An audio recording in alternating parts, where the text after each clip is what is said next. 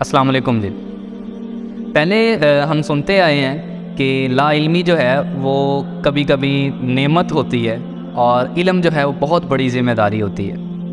یہ اندازہ تب ہوا جب سورہ مدثر کی آیت نمبر 11 سے ہم جو ہے اس کی ترجمہ پڑھا تو واقعی فیل ہوا کہ کبھی کبھی ایسا بھی ہوتا ہے۔ جس طرح باقی تو بہت سارے کفار مکہ تھے جو سارے رسول اللہ صلی اللہ علیہ وسلم کو قتل کرنے کے لیے سازشیں بنا رہے تھے۔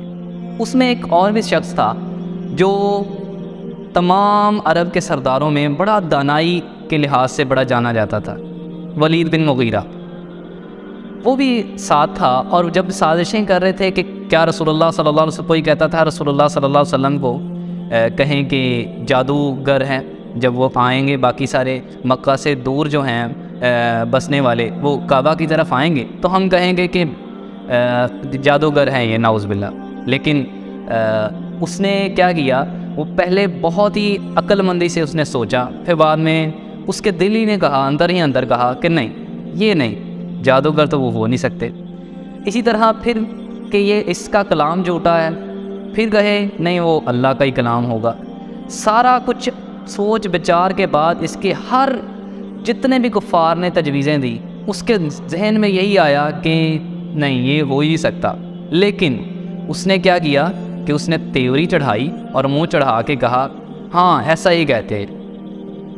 یہ والی بات جو ہے نا کہ اس نے علم ہونے کے باوجود بھی گمراہی پہ اتر آیا، کفر پہ اتر آیا، اس پہ اللہ تعالیٰ کو بہت ہی شدید غصہ آیا، اور پہلی بار اللہ تعالیٰ قرآن مجید میں ڈائریکٹ ایک بندے کے ساتھ مخاطب ہو گیا اور رسول اللہ صلی اللہ علیہ وسلم کو کہہ دیا کہ اے نبی صلی اللہ علیہ وسلم کہ اس ایک شخص کا معاملہ مجھ پہ چھوڑ دو، اور اس شخص کا معاملہ جسے میں نے اکیلا پیدا کیا، پھر اس سے مال دیا، اور اتنا مال دیا بہت ہی پھیلا دیا، پھر اسے اولاد دی اور فرما بردار اولاد دی، جس میں حضرت خالد بن ولید صاحب رضی اللہ تعالیٰ عنہ بھی تھے، سیف اللہ کا لقب جن کا ہے۔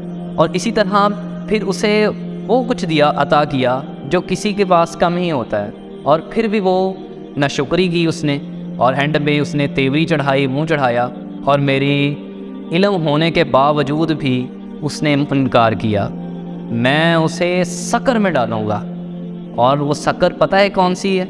دوزخ کی ایسی بھڑکتی ہوئی آگ ہے جو جھلس کے رکھ دے گی انسانی کسی بھی چیز کو جو نہ چھوڑے۔